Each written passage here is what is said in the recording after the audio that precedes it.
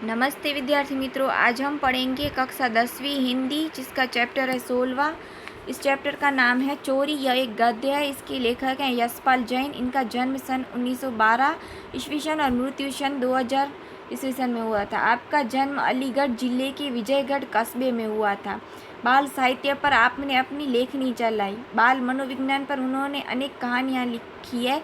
सन 1990 में उनकी भारत सरकार द्वारा प्रतिष्ठित पुरस्कार पद्मश्री प्राप्त हुआ था। अजंता, इलोरा, अहिंसा और भारत के यात्री उनकी ख्यातनाम कृतियाँ हैं। नौकर हमारे परिवार का अंग होना चाहिए। हमें उसके साथ आत्मीय व्यवहार करते हुए स्वीकार करना चाहिए। हम जो खाते हैं वह नौकर को भी मिलना चाहिए, ताकि मानवीय और सौहार्दपूर्ण वातावरण से घर में सुख, शांति और आनंद बना रहे। इस संदेश के साथ एक परिवार की कहानी यहाँ सुंदर ढंग से प्रस्तुत की गई है। कमरे को साफ कर झाड़ू पर कूड़ा रखे। जब हिंदू कमरे से बाहर निकला तब बरामदे में बैठी मालती का ध्यान उसकी ओर अनायास ही चला गया। उसने देखा कि एक हाथ में झाड़ू है पर दूसरे हाथ की मुट्ठी बंधी हुई है और कुछ पीछे की और जानबूझकर आड़ में कर ली गई है। मालती को लगा हो ना हो कमरे से बिंदु कुछ लाया है। उसने कहा, बिंदु। 2 कदम पर बिंदु पर उसने मानो मालती की आवाज़ सुनी ही ना हो। वह चलता ही गया, बल्कि मालती ने देखा कि उसकी पुकार पर बिंदु की चाल में कुछ तेजी आ गई है। गुस्से में भरकर उसने कहा, बिंदु, ओ बिंदु, ठहर, कहाँ जाता है? इतना कहना था कि बिंदु तो दौड़ने लगा और वह गया। मालती के संदेह की पुष्टि के लिए यह सब काफ़ी था। उसने तेजी के साथ कहा, सुनते हो जी, देखो बिंदु कुछ लिए जा रहा है, जल्दी आओ। नंदन अपने कमरे में बैठा अपने पत्र के लिए कुछ लिख रहा था। मालती का यो चिल्लाना उसे अच्छा नहीं लगा और उसने चाहा कि टाल दे, पर मालती माने तब ना। एक सपाटे में वह कमरे में आ गई और बोली, झटपट उठो, देखो बिंदु मुट्ठी में दबाए कुछ ले गया है।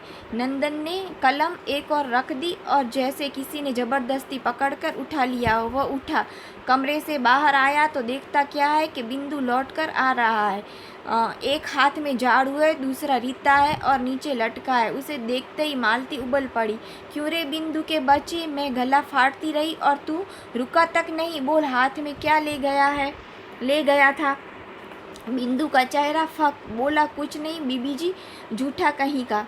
क्यों रे, तेरे हाथ में कुछ नहीं था? तो मेरे पुकारने पर फिर तू रुका क्यों नहीं? तो मालती ने रोषपूर्ण स्वर में पूछा। बिंदु से बोला नहीं जा रहा था। कहे तो क्या कहे? तब नंदन आगे बढ़ा, बोला, घबराओ नहीं, सच बताओ कि क्या ले गए थे? सच बाबूजी, मेरे हाथ में झाड़ू थी और कूड़ा था। फिर वही झूठ? मालती ने चिढ़कर उसे कहा। इसे पुलिस में दे दो। लातों के देव कहीं बातों से मानते हैं। इस बेईमान के ऊपर घर छोड़ रखा है तो इसीलिए कि चीज़ उठा कर ले जाए और ऊपर से झूठ बोले। नंदन ने मालती को शांत कर कहा, असली बात जानने का यह तरीका नहीं है। फिर बिंदु को अपने प्यार से समझाया और कहा, मैं तुमसे कुछ कहूँगा नहीं, ठीक ठीक बताओ कि क्या ले गए थे। किंतु बिंदु घबराया सा, खोया सा धरती की ओर देखता रहा और नंदन का बहुत आग्रह हुआ। उसने इतना ही कहा, मैंने कुछ लिया है। तो नंदन फिर भी खींचा नहीं। बोला, अच्छा चल देखूँ तो कूड़ा कहाँ फेंक आया है। बिंदु पहले तो कुछ ठीक का अंतर मुड़कर चुपचाप आगे हो लिया। नंदन और मालती ने वह जगह देखी पर कुछ दिखा नहीं। नंदन ने कहा, बिंदु, यूँ हैरान करने से क्या होगा? बता क्यों नहीं देता कि क्या लाया था? बिंदु के होठ खुले जैसे कुछ कहना चाहता हो, पर फिर बंद हो गए। हाँ कहो, रुक क्यों गए? तो नंदन ने शांत स्वर में कहा, बाबूजी। बिंदु फिर चुप। शाबाश, कहो कहो। तो कहता है कि बाबूजी, थोड़ी सी मेवा नीचे पड़ी थी, मैं उठा लाया। बिंदु कह तो गया, पर जैसा वह अनुभव कर रहा हो कि दुनिया का जाने कितना गहरा पाप उसने कर डाला है। मैं कहती थी ना, मालती बोल उठी, कि यह कुछ न कुछ ले जरूर आया है। देखा मेरी बात सच निकली ना? तो मेवा का तुमने क्या किया बिंदु? तो मैं बिंदु कहता है कि वो कहता है खा ली तो इतनी जल्दी? तो बिंदु कहती है कि झूठ मत बोलो, सच बता दो, इधर फेंक दी। नंदन और मालती ने देखा कि उसकी बताई जगह पर थोड़े से काजू और कुछ किशमिशें पड़ी हैं। नंदन ने बिंदु के कंधे पर हाथ रखा और कहा, मेरे साथ आओ। बिंदु चुपचाप मालिक के साथ चल दिया और नंदन उसे लेकर कमरे की ओर गया। मालती ने कहा, आज इसने मेवा ली है, कल को और कुछ उठा ले जाएगा। एक बार जो नीयत बिगड़ी तो क्या फिर हाथ रुकता है? नंदन ने पत्नी की बात सुनी अनसुनी कर दी। बिंदु को साथ लेकर कमरे में गया और कंस्तर खोलकर उसमें से एक मुट्ठी मेवा उसके हाथ में देते हुए बोला, बिंदु लो, खा लो। पति के इस नरमी के व्यवहार से मालती आग बबूला हो गई। बोली, ऐसे ही तो नौकर बिगड़ते हैं। उसे कुछ कहना तो दूर, उल्टे उसकी खुशामद कर रहे हो। तो नंदन मुस्कुराया, बोला, मालती, चोर बिंदु नहीं है, हम हैं। हम क्यों ऐसी चीज़ें खाएं जो सबको नहीं मिलती? इसी से तो चोरी की भावना को जन्म मिलता है।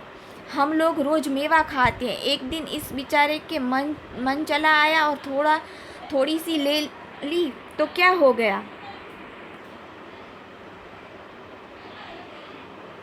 मैं कब कहती हूँ कि कुछ हो गया? बात मेवे की नहीं है, नीयत की है। इसका जी चला था तो मांग लेता, मैं न देती तब कहता, घर में 50 चीज़ें रहती हैं। यूँ तो जिस पर मन जाएगा उठाकर ले जाएगा और एक दिन यही होना है, वह न करेगा तो तुम करवाओगे।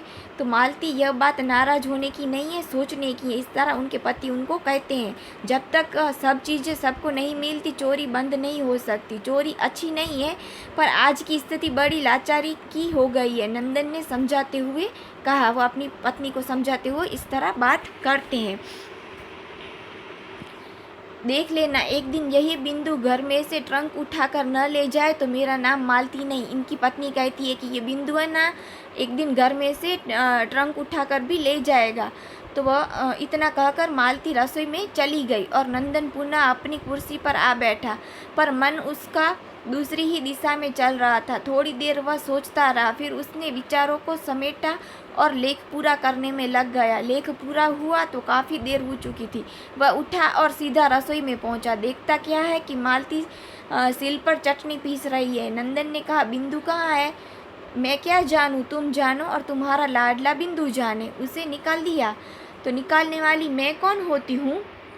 कब से नहीं है, तभी चला गया था। नंदन थोड़ा हैरानी में पड़ा। मालती ने पुनः कहा, तुम यहाँ के नौकरों को जानती नहीं, अपने घर में भी उनका हाथ रुकता नहीं।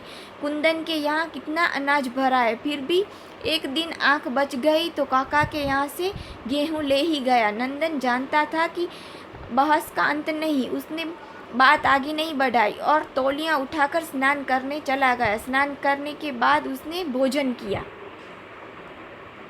दोपहर बीती और शाम होने को आई, फिर भी जब बिंदु न लौटा तो मालती के मन को अच्छा नहीं लगा। चौके में अब भी बिंदु का खाना पड़ा था। झूठ बोला तो क्या, आखिर बालक ही तो है बेचारा, भूखा जाने कहाँ भटक रहा होगा। कई बार कमरे से बाहर आकर मालती ने बिंदु को देखा, फिर बगीचे का एक चक्कर लगाया कि कहीं पेड़ के नीचे पड़ा सो न रहा हो, पर बिंदु वहाँ कहाँ था जो मिलता। मालती आकर पलंग पर पड़ गई और अपने को कोसने लगी कि जरा सी बात को इतना तूल क्यों दिया। थोड़ी सी मेवा ले गया तो क्या गजब हो गया था। सोचते सोचते देर हो गई तो वह उठी और सहन में टहलने लगी। इतने में कुंदन उधर से निकलता तो मालती ने उत्सुकता से पूछा कि कुंदन, तुमने बिंदु को देखा है क्या? तो बिंदु, वह प्रश्नार्थ करता है कि बिंदु? तो कुंदन बोला, अरे वह तो नदी वाली कोठरी में पड़ा है। तो मालती तत्काल पैरों में चंपल डालकर बाहर हो गई। लौटी तो बिंदु उसके साथ था। बाँह पकड़कर नंदन के कमरे में ले गई और बोली, देखी तुमने, उसकी बात यहाँ से गया है तब से वहाँ कोठरी में पड़ा है। नंदन ने कहा, क्यों रे, वहीं क्या कर रहा था? बिंदु चुप। मैं पूछता हूँ वह क्या कर रहा था? फिर चुप। अरे बोलता क्यों नहीं, मुंह में जबान नहीं है? बिंदु की आंखें दबा आई।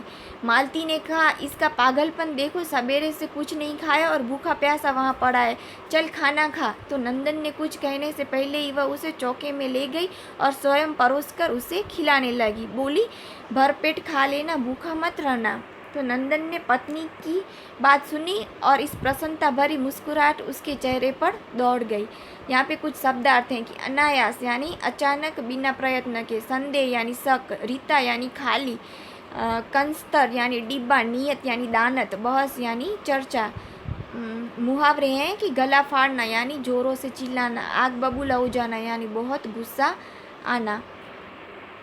यहाँ पे कहावत है कि लातों के देव बातों से नहीं मानते, यानी कि बुरे लोगों के साथ अच्छा व्यवहार करने से वे नहीं मानते। विद्यार्थी मित्रों, यहाँ पे ये चैप्टर पूरा हुआ। अगर आपको कुछ भी समझ में ना आया हो तो आप कमेंट बॉक्स में कमेंट करके पूछ सकते हैं।